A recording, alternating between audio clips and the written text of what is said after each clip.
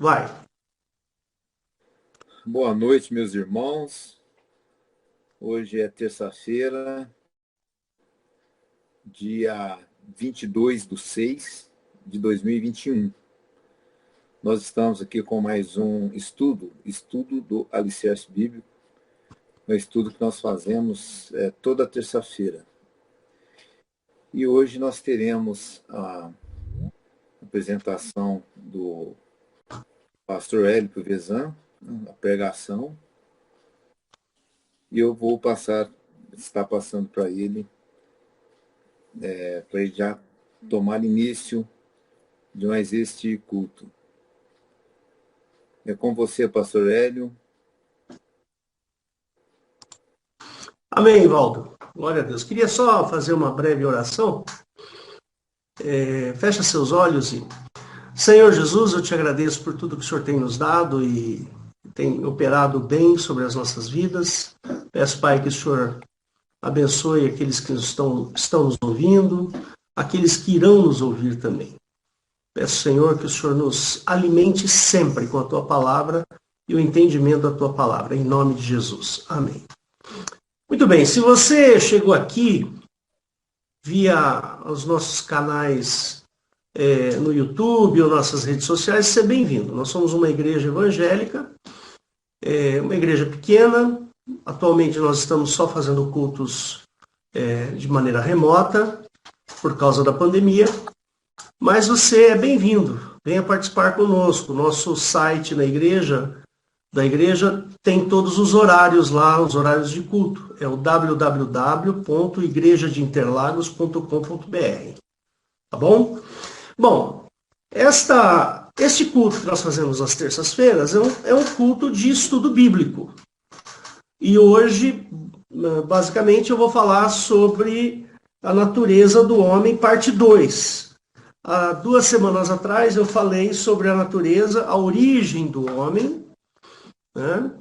Discutimos sobre a formação do homem, e agora eu devo falar sobre a triunidade do homem, começando pelo espírito do homem. Vamos falar um pouquinho sobre o espírito. Se der tempo eu falo sobre a alma, se não der tempo ficará para a semana que vem. Tá bom? Muito bem. Todos nós sabemos, né, por tradição, que nós somos formados de corpo, alma e espírito.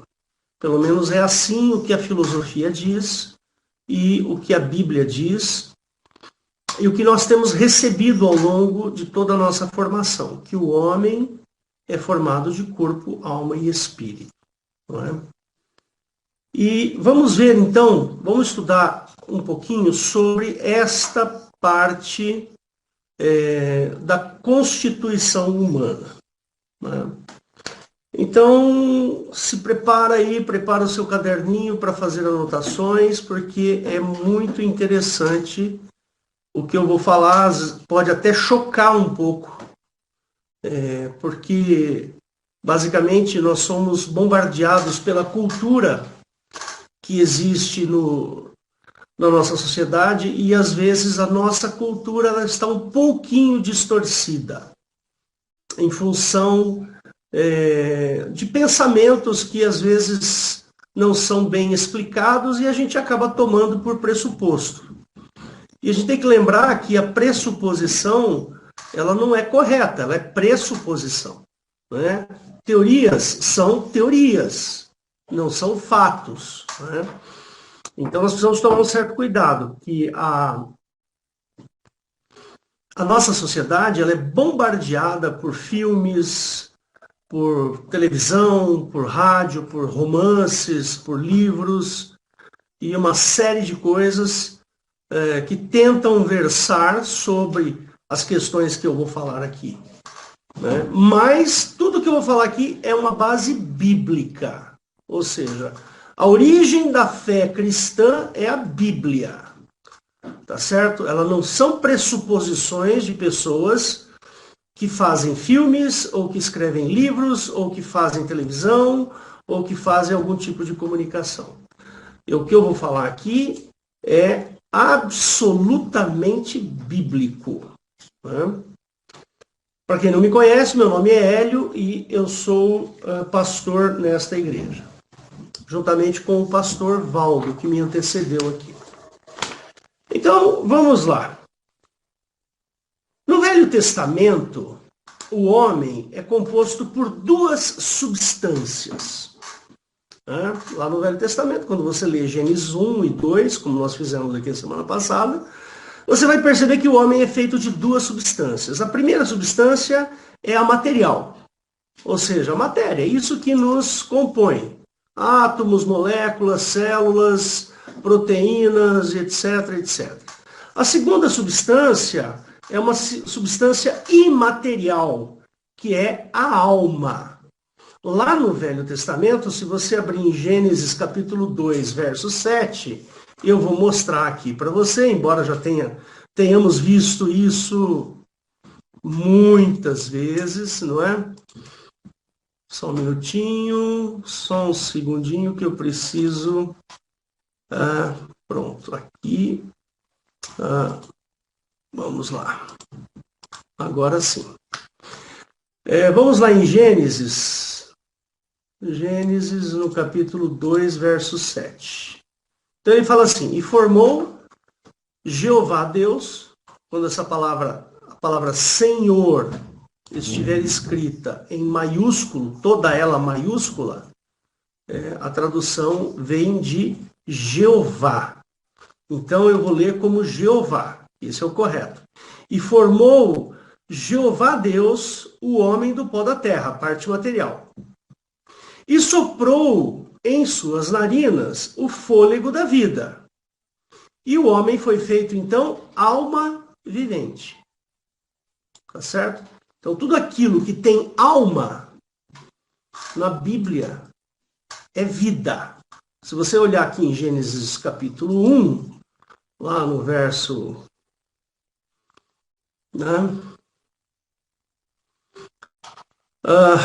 ele fala aqui que... E verso 24, ele fala assim: e disse Deus, produza a terra alma vivente, conforme a sua espécie, gado, réptil, feras da terra, conforme a sua espécie, e assim foi. Então, tudo aquilo que vive, tudo aquilo que tem vida, tudo aquilo que é animal e tem vida, a Bíblia chama de alma vivente. Então, os animais têm alma. Os animais possuem alma. Eles não possuem espírito, que a gente vai ver daqui a pouco. Essa é a definição de alma, né, no Velho Testamento. Agora, o Novo Testamento, o homem é composto de 3 substâncias. Vou fechar aqui e vou voltar. Vou voltar aqui. Pronto. No Novo Testamento, o homem é formado de 3 substâncias, sendo que uma substância é material, que é o corpo, e 2 substâncias imateriais, uma chamada alma e a outra espírito. E isso você encontra abundantemente no Novo Testamento. Eu queria colocar aqui só para você ver 1 Tessalonicenses 5:23 e Hebreus 4:12. Eu vou abrir primeiro em 1 Tessalonicenses 5:23. Então, voltamos aqui. 1 Tessalonicenses 5:23, está lá. E o mesmo Deus de paz vos santifica em tudo, e todo o vosso espírito e alma e corpo. Está aqui as 3 substâncias no Novo Testamento. Tá? Vamos ver Hebreus 4:12. Hebreus 4:12.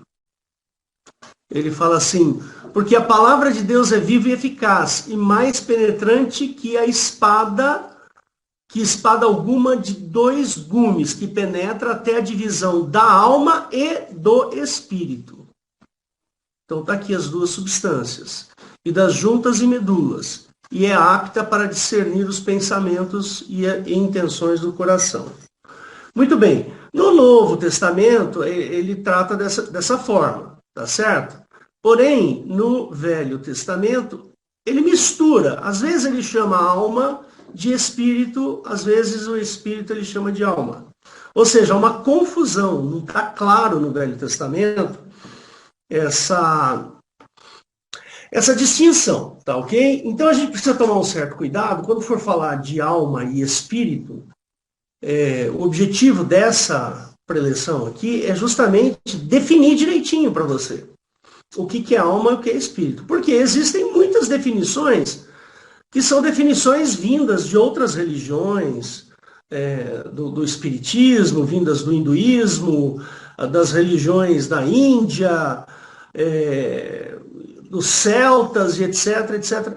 Existem muitas definições, mas a Bíblia ela é clara com relação à definição de alma e espírito, e como a nossa fé ela é cristã, então é importante que para você, meu irmão, que é cristão, essas coisas precisam estar muito, mas muito bem definidas na sua cabeça. Tá bom? Eu tenho pregado isso insistentemente, porque é minha obrigação como pastor orientar a igreja. E você não pode ficar na dúvida do que é alma ou o que é espírito. Né? E eu já preguei isso, inclusive nos cultos de domingo, e hoje eu quero reforçar essa questão. Porque eu entendo que a informação adequada ela precisa ser bem definida para que a nossa fé se fortaleça. Esse fortalecimento da fé é importante. Então tem que tomar cuidado. Uma vez aqui eu preguei, quem é que vai para o céu? O corpo, a alma ou o espírito? Não sei se vocês lembram. Se você está nos acessando pelo YouTube pela primeira vez, dá uma procuradinha lá que você vai encontrar esse estudo, essa pregação. Quem é que vai para o céu? O corpo, a alma ou o espírito?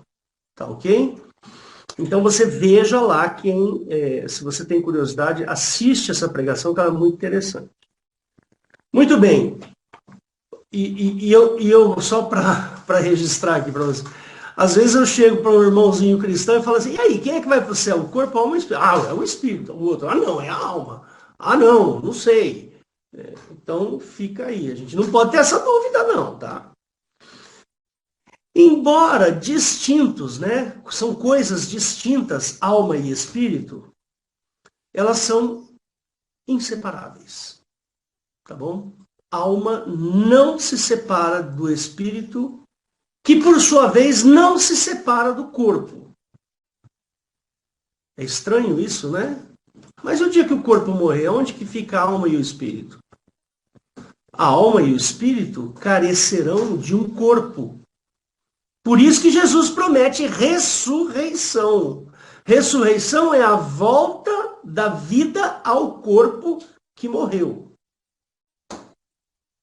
Aí existirá a alma e o espírito nesse corpo. Eu vou dar um exemplo aqui. O Hélio morre. Né? Eu morro.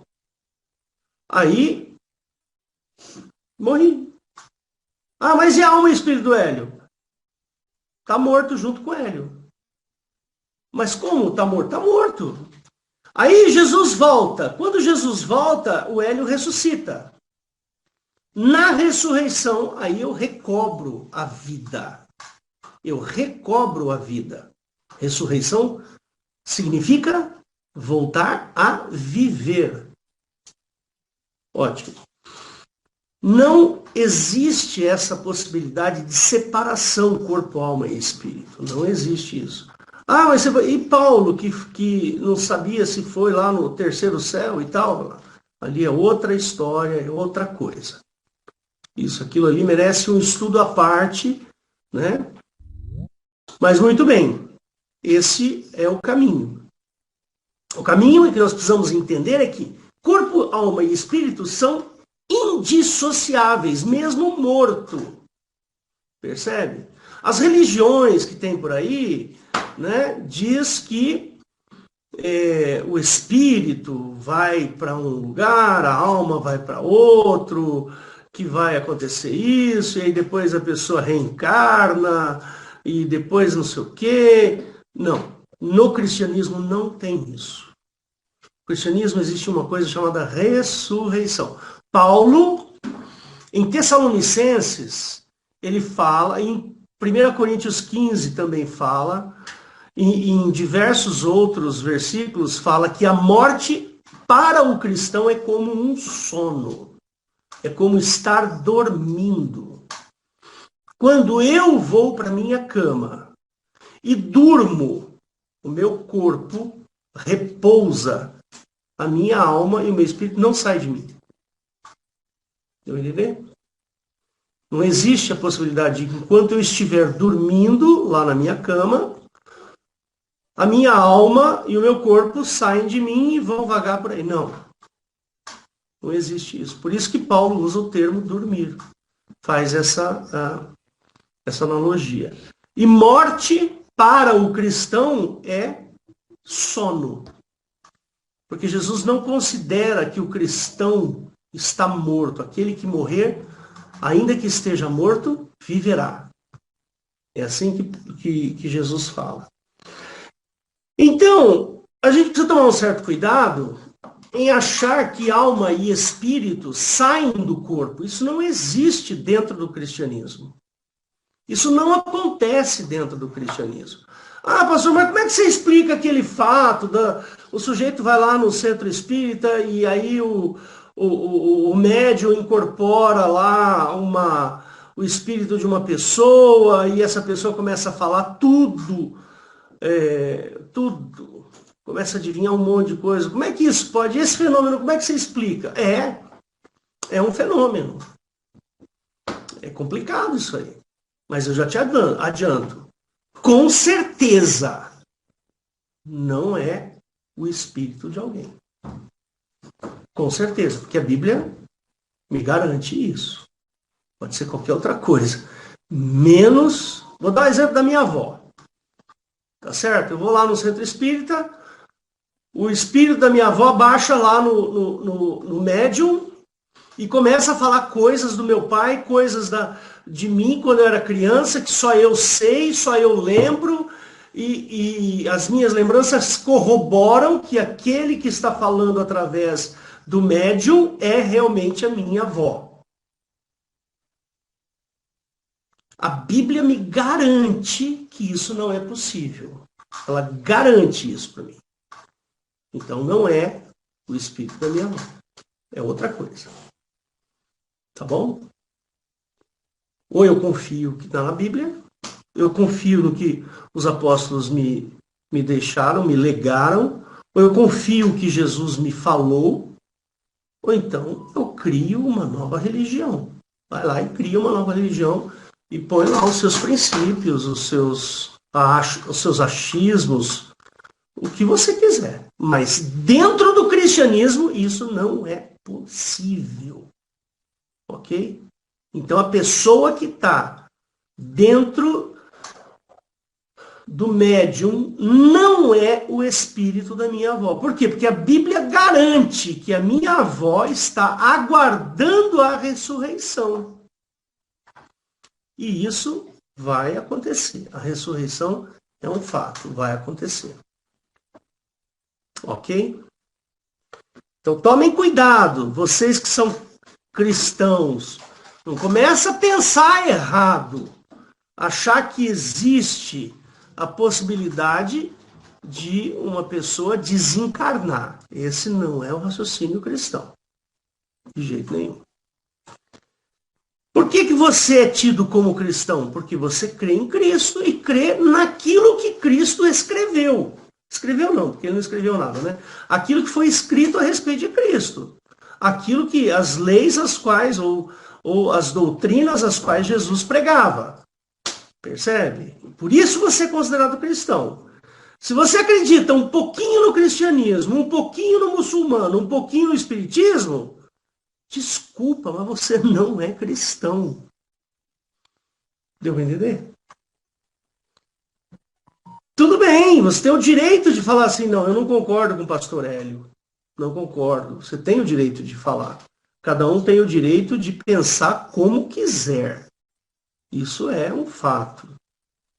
Mas eu estou dizendo para você que o cristianismo me garante determinadas coisas e eu preciso, já que eu optei pelo cristianismo, eu preciso crer naquilo que está no cristianismo. Senão, eu sou um cristão mequetrefe. Para com isso, velho. Lá em Apocalipse fala assim, olha, tu não és nem frio e nem quente, és morno. Portanto, estou para vomitar-te da minha boca. Ou você não é cristão, ou você é cristão. Meio termo não dá. Tá aí.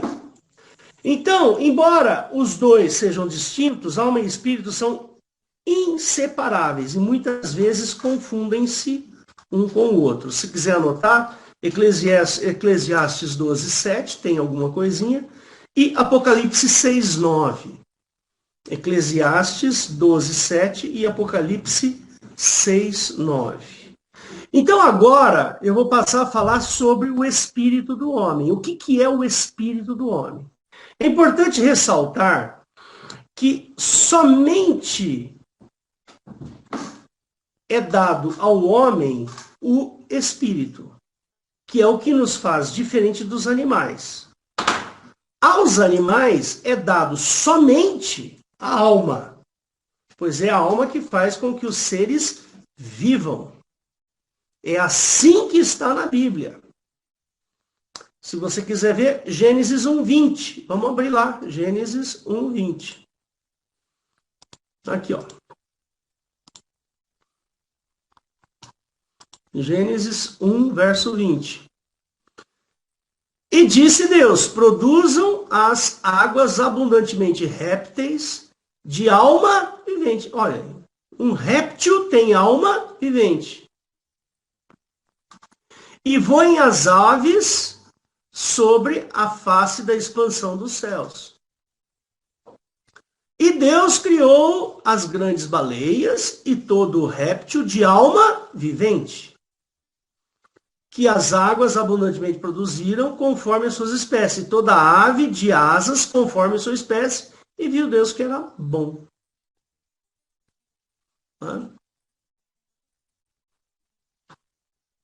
Olha lá, o 24. Ó. E disse Deus, produza a terra alma vivente conforme a sua espécie, gado, réptil, feras, assim vai.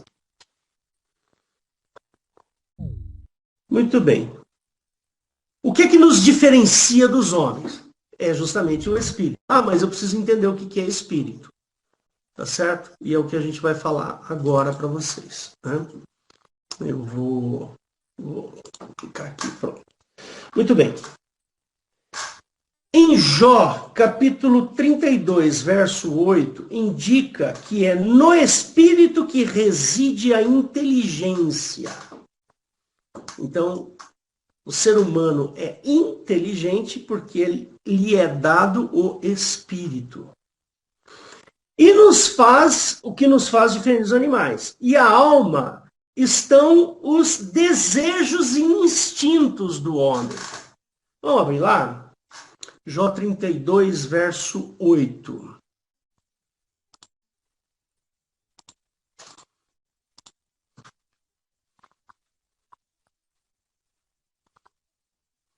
Jó 32, verso 8. Na verdade, há um espírito no homem, e a inspiração do Todo-Poderoso o faz entendido. Ó. Aqui é inteligência. Ok? Bom, a alma é aquilo que nos define como sendo iguais, né, aos animais. É na alma. Dentro da nossa alma estão os instintos, os desejos. Né? Nós vamos ver isso mais para frente. Mas continuando. Alguns versículos que corroboram que o espírito é a inteligência. Vamos lá, anotem aí. 1 Coríntios 2, 11. E 14, 2. Efésios 1, 17. E 4, 23. Então, esses daí você vai observar. E o espírito é a inteligência do homem. Ok? Bom, o espírito do homem rege a qualidade do seu caráter. Então, o nosso caráter está aqui, ó, no nosso raciocínio, os nossos princípios,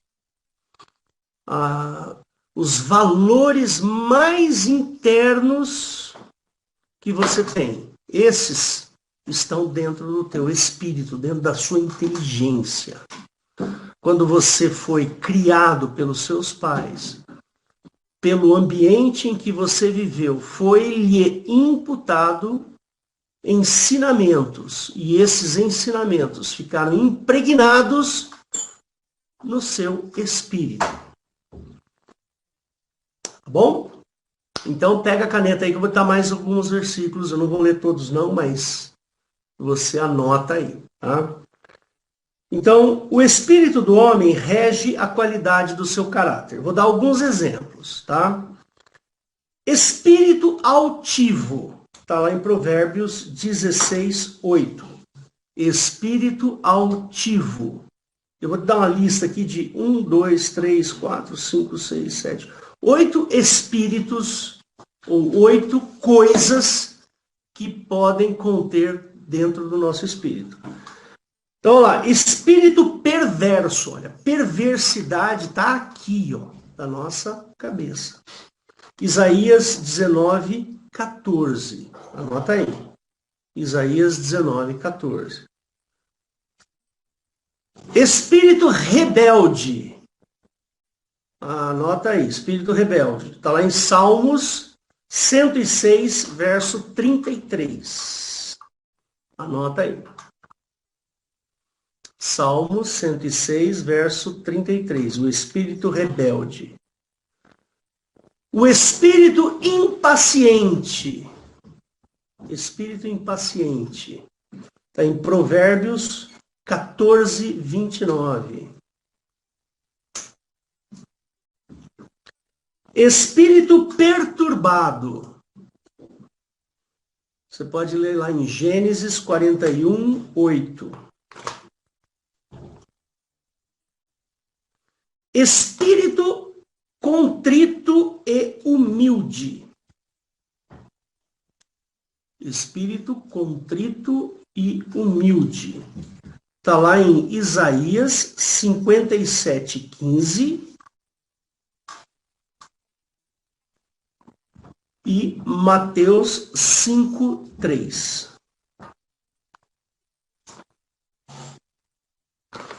Espírito de servidão. Está em Romanos 8, 15. Espírito de servidão. Romanos 8, 15. E espírito de inveja. Espírito de inveja. Está em Números 5, 14. Percebe que essas qualidades, ou essas qualidades mesmo, né? Essas características de caráter, elas estão todas dentro da nossa cabeça. Tem uma coisa que a gente precisa falar sempre para vocês, é o seguinte. A gente tem que observar que a palavra espírito no grego, ela tem um significado que é pneuma, né, que é sopro, que é vida. Essa palavra espírito, dentro do Novo Testamento, a gente precisa considerar como sendo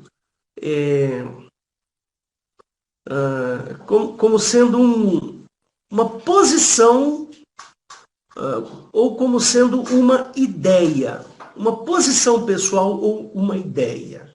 Então isso é importante. Então, por exemplo, tem um versículo lá, que eu não me lembro agora, talvez o pastor Valdo possa procurar para mim, que ele fala assim, não creais a todo espírito. Né? Não creais a todo espírito. Discerni os espíritos. Né? Se você achar aí, Valdo, eu agradeço. Discernir os espíritos. Aquele espírito que confessa que Cristo veio em carne. Alguém achou esse versículo aí? Vamos tentar achar aqui, peraí. Tô dando... Oi. Não achei ainda. Peraí, vou procurar também.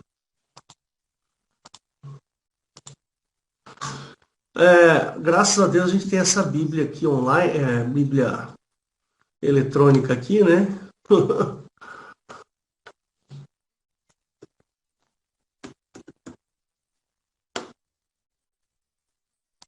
Aí você já está aprendendo aí. Quem quiser mexer, quem quiser essa Bíblia, eu posso mandar para vocês, tá? É o de 1 João, que você está falando, pastor Hélio? Pode ser. 1 João 4. Amados, não creais a todo espírito. É exatamente isso. É exatamente. Achei aqui, ó, também. 1 João 4. Ó.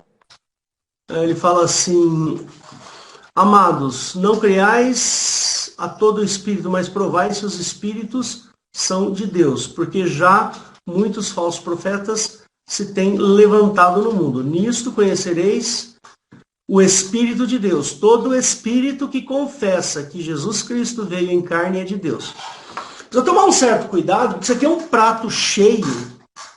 Né? Anota aí, viu? Faz essa anotação. É importante você anotar esse detalhe aí. 1 João 4, 1 e 2, 3, talvez até um pouco mais. Pode colocar de 1 João 4, de 1 a 6. Tá bom? É importante entender que essa palavra espírito aqui, ela na realidade que significa ideia, tá bom? Ou posicionamento pessoal. Posicionamento pessoal. Então ele está falando assim, amados, não creais a todo posicionamento pessoal. Não creais a toda ideia, mas provai se as ideias são compatíveis com as coisas de Deus. Provai se os posicionamentos pessoais são compatíveis com as coisas de Deus. Porque muitos já falsos profetas, ou seja, muitas pessoas com posições pessoais falsas. Deu para entender? Esse texto aqui se refere a isso. Ó, toda posição pessoal ou toda ideia que expressa, que diz, que confessa que Jesus Cristo veio em carne, é de Deus. Nós precisamos tomar cuidado com a palavra espírito. Percebe? A gente não pode ser tomado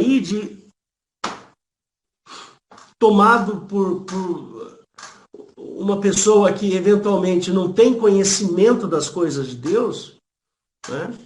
A gente pode até fazer algumas comparações, quer ver? Vamos abrir aqui uma versão King James. Aqui, ó. Não, essa ainda não é uma boa. Hã? NVI, pode ser NVI. Vamos ver. NVI. Também não é uma boa. Teríamos que procurar aqui algumas versões em que ele traz essa palavra espírito de outra maneira. Ara. Não, ara é igual. Não. Ara é igual. Bom, enfim, precisa tomar um certo cuidado, porque isso aqui, não pode simplesmente falar assim, um espírito, eu estou sentado aqui na minha cadeira, aí de repente surge um espírito aqui na outra cadeira, esse espírito que eu estou falando, aquele ghost, aquele fantasma, né? Vem aqui, senta aqui e eu começo a conversar com ele. Peraí, deixa eu ver se esse espírito vem de Deus ou não. Não é isso que ele está falando, tá? Pelo amor de Deus, não vamos ser tão pueril assim, né? Não vamos ser tão infantis a esse ponto, tá certo? Então, esse texto especificamente, ele está falando de que espírito é uma ideia ou uma posição pessoal, um caráter. Assim como eu passei para vocês. Então, a formação do nosso caráter passa pela nossa inteligência. E é lá nos fundamentos, lá nas partes mais íntimas da nossa mente, é onde estão os princípios mais importantes da nossa vida. Por exemplo, se eu chegasse aqui para vocês e falasse assim, nossa, gente, olha, hoje eu roubei R$20, estava em cima da mesa lá do meu amigo. Ah, peraí, como? Velho, eu posso encontrar R$1 milhão na mesa do meu amigo, eu não vou tocar. Por quê? Porque isso está dentro do meu caráter, está dentro do meu espírito, está dentro da minha inteligência. Eu não quero me violar, eu não quero me violentar, fazer coisas que eu não aprovo. Percebe? E isso está aqui dentro da minha cabeça, dentro do meu espírito. Entendeu? Olha, eu anotei aqui para vocês uma frase bastante interessante que diz o seguinte: quando as paixões dominam o homem, ou seja, quando o homem é carnal, tá certo? Este então se revela perverso, ele se revela sem compaixão, e isto significa que houve uma luta entre a alma e o espírito. E a alma venceu, a alma ganhou. Por quê? É na alma que reside os nossos apetites naturais, os nossos sentimentos, os nossos desejos. Percebe? Então, imagina que aqui dentro tem um homenzinho. Imagina que aqui embaixo no coração tem outro homenzinho. O do coração está falando assim, nossa, Hélio, você está... Meu, aquela menina ali, ela é muito linda, ela é muito charmosa, ela é muito isso, ela é muito aquilo, que você já deve imaginar o que eu estou falando. Mas o homenzinho aqui em cima está falando assim, não, Hélio, você não é desse tipo de coisa. Você não vai ceder a esse tipo de sentimento. Percebe? Porque está errado isso, você é um homem casado, você é um sujeito que tem uma família e tal. Né? Mas o homenzinho aqui embaixo está lutando, tá falando, não, ela é muito isso, ela é muito aquilo, imagina você com ela, e e não sei o quê. Aí chega uma hora que esse homenzinho que tá aqui dentro cede. Ele não é forte o suficiente. Aí esse homenzinho que tá aqui dentro vence e eu entro em pecado. Entendeu? É assim que funciona. Agora, se esse homenzinho que tá aqui dentro ele é mais forte e vence esse daqui, eu não entro em pecado. Porque esse aqui, ele é mais forte. Percebe? Então, é só uma comparação, tá, gente? Isso aqui é só um exemplo, assim, bastante superficial sobre essa luta entre o espírito e a alma. O espírito é a inteligência, onde estão os princípios básicos. A alma é o local onde estão os nossos desejos mais vis, os desejos mais carnais, é o desejo do sexo, da mentira, da perversidade, da ladroagem, de tudo. Tudo que não presta está aqui. Percebe? Onde estão os nossos apetites naturais. Né? Então nós precisamos tomar esse cuidado e a gente precisa levar isso muito em consideração. Por isso que é importante nós lermos a palavra, lermos a Bíblia. Lembra lá que tem um versículo lá em Romanos que fala assim, né, que a fé vem pelo ouvir, e o ouvir da palavra de Deus. Ou seja, quando você começa a ler, quando você começa a raciocinar sobre as coisas de Deus, sobre as coisas de Jesus, sobre o amor de Cristo, quando você começa a passar por esse filtro dentro da sua mente, o seu espírito se fortalece. Você começa a valorizar mais as coisas espirituais cristãs e menos aquilo que está no teu coração, que é onde reside todos os apetites naturais. Percebe? O que nos coloca como iguais aos animais. É o que está aqui, é a nossa alma. Por isso que a Bíblia fala, né? A alma que pecar, essa morrerá. Não é o espírito que pecar. Porque quem peca é a alma. A alma deseja. A alma deseja. O espírito freia. O espírito que eu digo aqui, a nossa inteligência freia. Quando a nossa alma ela é mais forte que o nosso espírito, a nossa ideia, eu caio. Aí eu peco. Né? Entendeu? Por isso que é importante a gente entender esses conceitos aí. Né? Senão, vira uma bagunça. Né? Vira uma bagunça. Ah, você gosta de ler livros que tem esse tema, você gosta de assistir filmes que tem esse tema. Tudo bem, mas não seja enganado por isso. Né? Tenha certeza do que você está crendo, a maneira como você crê. Porque o que eu estou dizendo aqui é cristianismo, não é fantasia. É o que está na Bíblia. Então eu faço aqui agora um compilamento, eu já falei inclusive isso, né? Eu vou falar aqui para vocês agora sobre alguns significados da palavra espírito, tá bom? Embora eu já tenha falado várias vezes, mas só para registrar, né? A Bíblia usa três, né, principalmente o Novo Testamento, né? Usa em três significados para a palavra espírito, tá? Então existe a palavra espírito com E minúsculo, que se refere àquilo que mantém o julgamento pessoal. É um conjunto de ideias e valores que eu acabei de falar para vocês. É onde reside o pensamento, o raciocínio. Né? É o sopro da existência. Em grego significa pneuma.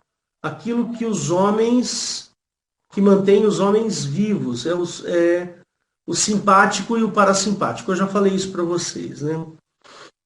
A palavra espírito com E maiúsculo. Né? Essa palavra espírito com E maiúsculo é o que vem do grego chamado paracleto ou paráclito. Tá certo? Essa palavra espírito paráclito ou paracleto tem por tradução consolador. Né? Então a Bíblia trata do Espírito Santo de Deus, da ação de Deus. É o consolo de Deus. Né? É uma parte ou uma porção de Deus. É aquilo que a caracteriza o amor de Deus. Esse é o Paráclito. E tem o Espírito do Velho Testamento. Né? O Espírito do Velho Testamento, que é um Espírito Santo, vem do termo hebraico Ruach HaKodesh, desculpa, né? Que está lá na Bíblia hebraica, no Velho Testamento, que significa ou que se refere à presença de Deus. Né?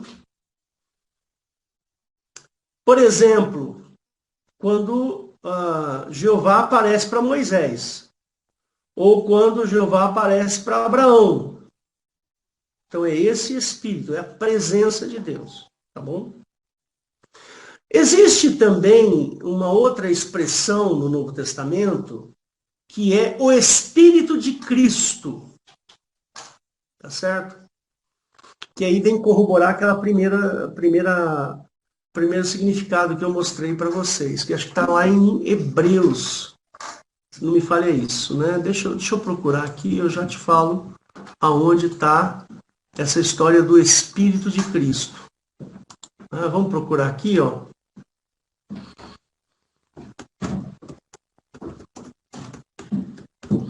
Espírito de Cristo. Faltou acento, acho. Espírito de Cristo. 1 Pedro, no capítulo 1, versículo 11, fala do Espírito de Cristo. 1 Pedro... Capítulo 1, versículo 12. 1 Pedro 1, 11 e 12, né? Então, vamos lá. 1 Pedro Ele fala aqui. Ele fala assim: indagando que tempo ou ocasião de tempo o Espírito de Cristo que estava neles indicava anteriormente, testificando os sofrimentos que a Cristo haviam de vir e a glória que se lhes havia de seguir. Né? Então, essa palavra Espírito de Cristo aqui, ó, precisa tomar um cuidado lascado com essa expressão, tá? Acontece o seguinte: os profetas lá do Velho Testamento, alguns deles, eles tinham o Espírito de Cristo, ou seja, dentro deles residia a ideia de que a ideia de Cristo, ou seja, a ideia de um Salvador pessoal, percebe? Que viria morrer pelos nossos pecados e dar a vida eterna para eles. É neste sentido que está aqui esse termo, o Espírito de Cristo. Depois você lê todo 1 Pedro 1 aí, você vai entender bem essa ideia, tá? A ideia de que esse Espírito de Cristo era aquele valor cristão importante. É o valor que Cristo tinha para eles, que eles sabiam que haveria de ter uma pessoa como Jesus Cristo, que daria sua vida em favor das nossas para nos resgatar do pecado. Então, é esse o conceito que está aqui. Então, precisa tomar muito cuidado com essa palavra Espírito, tá bom? Então, irmãos, basicamente era isso que eu tinha para falar para vocês, né? Para falar sobre... Semana que vem eu vou falar sobre a alma, tá bom? E aí a gente vai conversar sobre esse assunto da alma, que é essa parte que está aqui dentro. Deixa eu fechar aqui, interromper e voltar. Pronto. A parte que está aqui no peito, né? Que a gente até uma vez eu perguntei para a Eliette, ela falou, Hélio, é porque fica perto do estômago e fica perto do coração, e aqui tem muita inervação, e etc, etc. Percebe? Se você perguntar para uma pessoa que ela está angustiada, você pergunta, aonde você está angustiado? Ela põe a mão aqui. Né? Então, a gente costuma dizer que aqui é a região da alma. Né? Essa é a região da alma. Mas isso é ficção, né?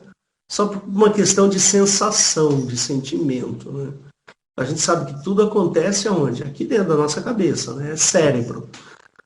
Mas fica aí então. A próxima semana eu venho falar para vocês sobre a alma, mas aí eu quero falar de uma forma mais teológica até, tá bom? Então eu vou trazer esse assunto para vocês semana que vem. Vamos falar sobre a alma do homem. A alma que pecar, esta morrerá. Tá bom? Amém? Então, Deus abençoe a todos. Só vou desligar aqui. Valdo, assume que eu vou desligar a gravação aqui, por favor. Bom, irmãos. Glória a